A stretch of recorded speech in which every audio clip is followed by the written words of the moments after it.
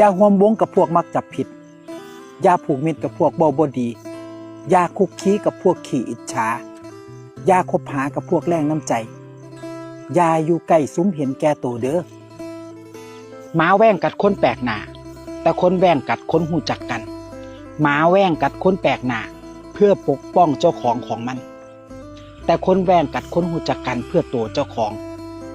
คนกับหมาแตกต่างกันตรงที่หมาเป็นหมาตั้งแต่ต้นจนจบแต่คน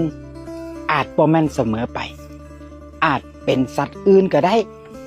ถ้าจิตใจโหดร้ายอยู่ให้ถูกที่ดีให้ถูกคนเพราะความจริงใจของเฮาเนี่ย